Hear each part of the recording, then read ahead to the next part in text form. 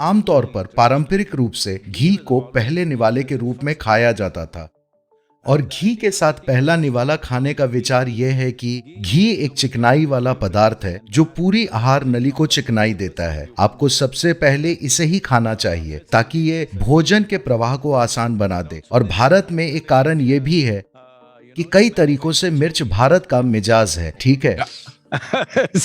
तो खास तौर से राजस्थान में मिर्च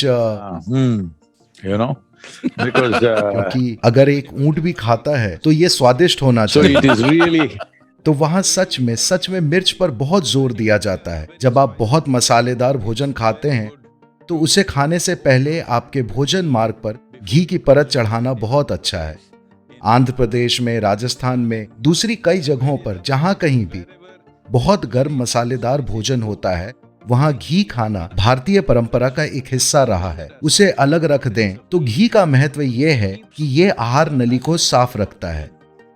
देखिए, शारीरिक और मानसिक रूप से स्वस्थ रहने का एक जरूरी पहलू यह है कि आपका पेट साफ रहना चाहिए।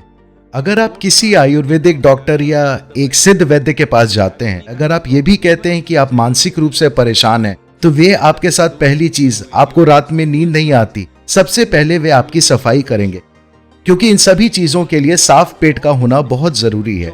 तो जो व्यक्ति घी का उचित तरीके से सेवन करता है उसका पेट हमेशा साफ रहेगा, क्योंकि वहां कुछ नहीं चिपकता, वहां कुछ भी लंबे समय तक नहीं ठहरता।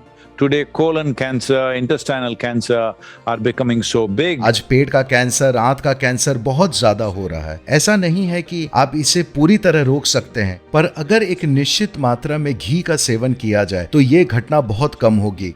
And the ghee must be of the right quality. I don't know what. और घी सही गुणवत्ता का ही होना चाहिए। मुझे नहीं पता आज लोग कौन सा व्यावसायिक घी खा रहे हैं, पर अगर इसे उचित तरीके से गाय या भैंस के दूध से बनाया जाए तो इसके कई महत्वपूर्ण फायदे हैं। एक खास फायदा है, ये सिस्टम के भीतर आभा को बढ़ाता है। कोशिकीय आभा ऊंची उठेगी And you will have a और आपका सिस्टम ज्यादा जीवंत हो उठेगा, जो कि लोगों के साथ आपके व्यवहार में प्रकट होगा। ये सिर्फ घी खाने की वजह से नहीं है।